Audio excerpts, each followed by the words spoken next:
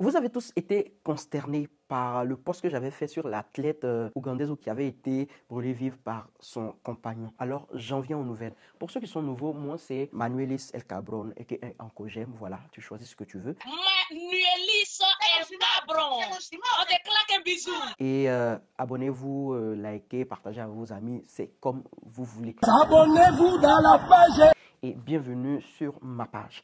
Alors aujourd'hui, j'en viens aux nouvelles. Le 1er septembre dernier, pendant que nous étions contents pour la plupart d'entre nous d'entrer dans un nouveau mois et probablement se rapprocher de l'an 2025, Rebecca, elle, revenant de l'église avec ses enfants, ne savait pas qu'elle allait se retrouver à l'hôpital brûlée à 80% par son compagnon Ndiema, qui lui l'attendait près de son domicile avec un jerrycan rempli d'essence. Alors selon le père de Rebecca, l'incident même aurait eu lieu après une dispute entre les deux à propos d'un terrain que Rebecca avait acheté où elle était en train de construire une maison. Alors l'histoire même de Rebecca a beaucoup été relayée sur la toile parce que Rebecca avait participé aux Jeux Olympiques en tant que marathonienne. Et comme le karma est réel, le lundi 9 septembre, le petit ami de Rebecca, Ndiema, a été visité par la faucheuse. Certains penseront même à une vengeance des parents ou amis de Rebecca, mais non, c'est pas le cas. Alors, pendant que Ndiema était en train de renverser l'essence sur sa petite amie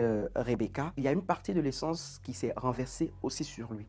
Donc, quand il y a mis le feu, lui aussi a été brûlé. C'est ainsi qu'il a été brûlé à 30%, pendant que Rebecca, elle, était brûlée à 80%. Et les deux ont été admis dans le même hôpital. Personne n'a parlé de lui et son admission à l'hôpital parce que c'était lui le fautif dans l'affaire. Personne ne s'occupait de lui, son cas. Alors voilà, quelques jours après que Rebecca ait été déclarée morte, son petit ami, son ex-petit ami l'a suivi pour, on va dire, le grand bonheur de certaines personnes. Chose qui n'est pas vraiment, on ne peut pas souhaiter la mort de quelqu'un, mais voilà. Il faut savoir que ceci est un cas parmi tant d'autres dans presque tout le monde entier. Et tout dernièrement, même, je sais, avant-hier ou hier, où ils ont parlé d'un, je sais pas, gendarme ou un marin qui a eu à faire du mal à sa femme, qui avait été par la suite malheureusement déclarée morte, et lui qui avait pris la fuite. Voilà, que j'avais publié même sur ma page. Le truc, c'est que ça arrive très souvent et on n'en parle pas assez. On en parle ou peut-être ça n'atteint pas les endroits où ça doit atteindre. En tout cas, paix à l'âme de Rebecca qui a été enterrée le 14 septembre dernier là,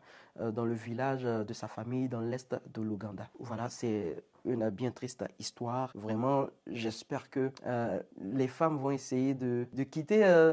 Le mariage n'est pas une fin en soi, au fait. Quand ton mari est violent, déjà, tu quittes, quoi. C'est pas une course, tu n'es pas obligé de rester à cause des enfants et tout pour dire non, à cause des enfants, j'ai resté. Mais quand tu vas partir, qui va s'occuper des enfants? Mieux, tu quittes. Voilà, tu peux t'occuper des enfants seul. Voilà, c'est ça, c'est pas non, je vais rester on va faire comme à cause des enfants. Mesdames, essayez le plus possible de ne pas dépendre de vos maris ou de... Voilà, elle déjà, elle ne dépendait pas de son mari. Je pense que voilà, ça peut arriver, mais vraiment quand la violence commence à s'installer, mieux vaut quitter. Voilà, c'est la fin de cette vidéo. Je sais pas, on parle tellement de ça et tellement de femmes sont toujours dans le même cas qu'on ne sait plus quoi dire, quoi faire. Et il faut vraiment appuyer la sonnette d'alarme parce que vraiment trop c'est trop.